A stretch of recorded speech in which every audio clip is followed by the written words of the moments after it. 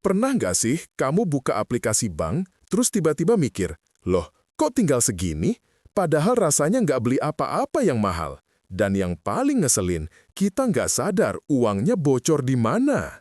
Ada temen gue, anak muda, kerjanya bagus, gajinya naik terus, tapi tabungannya tetap nol. Kenapa? Karena setiap gaji naik, nongkrongnya juga naik. Kopi 15.000 jadi 30.000, nongkrong seminggu sekali jadi 3 kali, dan dia selalu bilang, ah cuma segitu doang. Sampai akhirnya dia sadar, masalahnya bukan di gajinya yang kecil, masalahnya di kebiasaan kecil yang dia ulang tiap hari. Kopi kecil, snack kecil, nongkrong kecil, semuanya kecil, sampai kamu gabungin dan lihat totalnya baru deh kerasa gede. Coba deh tanya diri kamu sendiri, minggu ini kamu udah jajan berapa kali? Udah nongkrong berapa kali? Kalau di total, kamu yakin gak kaget? Seringnya bukan kamu boros, kamu cuma gak sadar. Makanya, di video ini kita bahas hal simpel yang sering bikin anak muda susah nabung, jajan, dan nongkrong. Bukan buat ngelarang kamu seneng-seneng, tapi biar kamu bisa hidup lebih santai hari ini, tanpa nyiksa diri kamu di masa depan. Karena tujuan kita bukan hidup pelit, tapi hidup lebih cerdas. Ini dia kalimat paling sering bikin kita bocor halus. Cuma 20.000 kok. Kecil sih, tapi kalau tiap hari, itu bukan jajan lagi, itu kebiasaan. Coba deh hitung, 20.000 sehari jadi 600.000 sebulan. Dan setahun, itu udah 7 juta lebih. Kaget? Iya, kita semua gitu awalnya. Kita sering banget bilang, masih muda, nikmatin hidup aja. Masalahnya, kalau masa mudamu habis buat jajan, masa depanmu habis buat nyesel. Nikmatin hidup itu kayak naik motor, gas boleh, seru, tapi remnya juga harus dipakai supaya kamu tetap selamat sampai tujuan.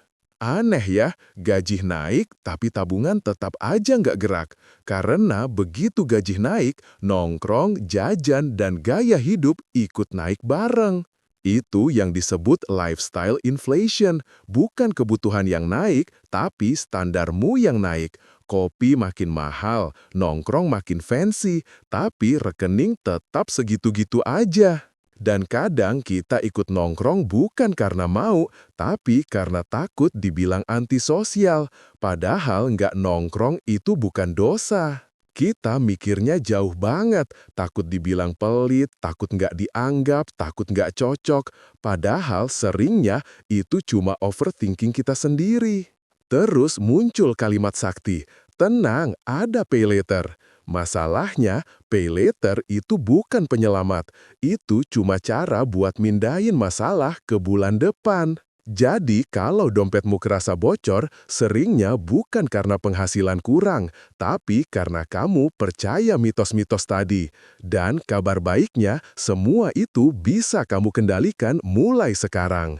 Sebenarnya, yang bikin kita sering jajan itu bukan makanannya, tapi otak kita yang selalu nyari reward cepat. Kita lebih milih bahagia 5 menit daripada stabil sebulan. Capek kerja, jajan. Bad mood, jajan. Nunggu temen, jajan. Kadang kita bukan lapar, cuma nyari pelarian. Self-reward tiap hari itu bukan self-care, itu self-escape. Sering banget kita nongkrong bukan karena mau, tapi karena takut dibilang antisosial. Padahal nggak nongkrong itu bukan dosa. Kita mikirnya jauh banget, takut dibilang pelit, takut nggak dianggap. Tapi kenyataannya, temenmu biasa aja, kamu sendiri yang overthinking. Media sosial itu mesin buat bikin kamu pengen jajan. Lihat orang makan, kamu ikut ngiler. Kita jajan bukan karena butuh, tapi karena kebetulan lihat. Kita sering jajan tanpa batas, nggak ada budget, nggak ada catatan. Kalau kamu nggak ngatur uangmu, uangmu yang ngatur hidupmu.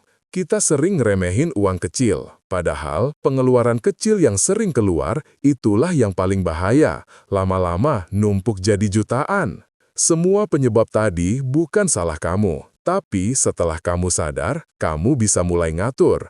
Nafsu jajan itu bukan untuk dilawan, tapi untuk diatur. Banyak orang pikir kalau mau ngatur uang harus stop nongkrong. Padahal bukan itu masalahnya. Yang penting bukan berhenti, tapi mengendalikan. Kamu boleh jajan, boleh nongkrong, tapi kamu yang harus ngatur ritmenya. Jangan sampai dompetmu dipaksa ikut ajakan orang. Daripada nahan diri tapi akhirnya kalap, bikin aja budget senang. 10% dari pendapatanmu khusus buat jajan dan hiburan. Masalahnya bukan di nongkrongnya, tapi frekuensinya. Dari 10 kali sebulan, coba turunin jadi 4-6 kali.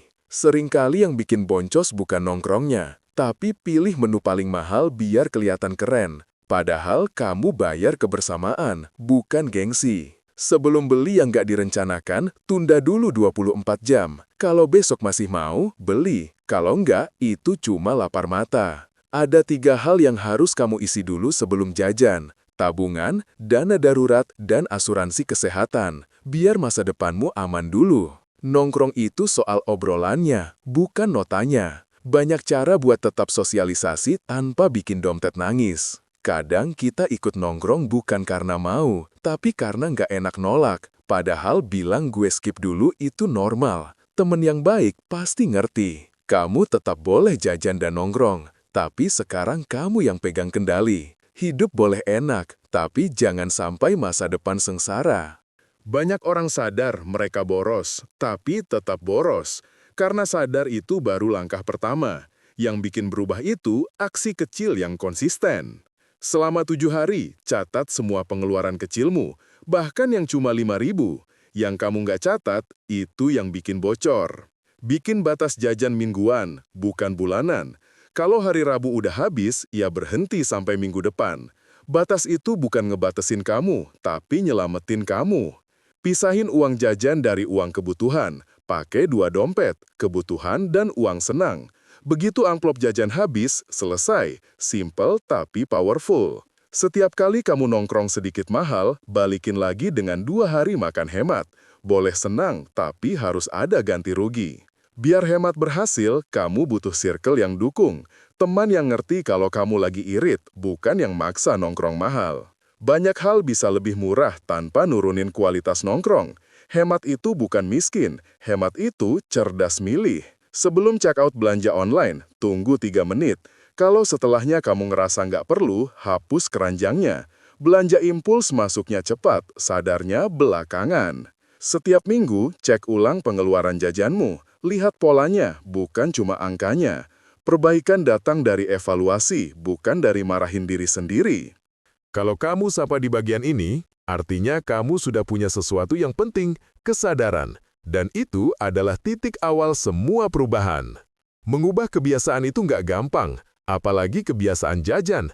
Tapi perubahan itu mungkin, karena kamu mulai dari langkah kecil yang bisa kamu ulang setiap hari. Ngatur uang itu bukan soal jadi pelit, bukan berhenti senang-senang.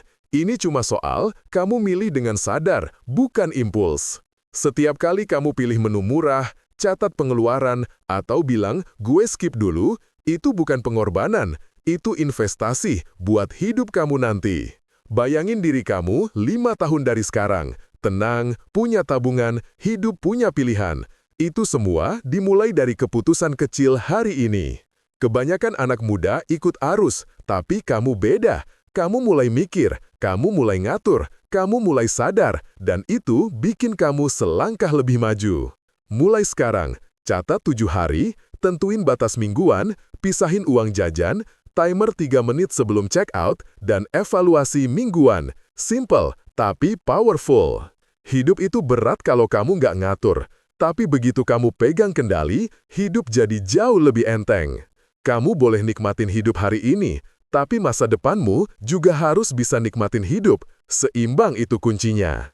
Kalau video ini bikin kamu lebih sadar, bantu share biar makin banyak anak muda naik level keuangan. Dan kalau kamu mau belajar pelan-pelan tapi pasti, subscribe ke Sadar Keuangan. Sadar sekarang, bebas nanti.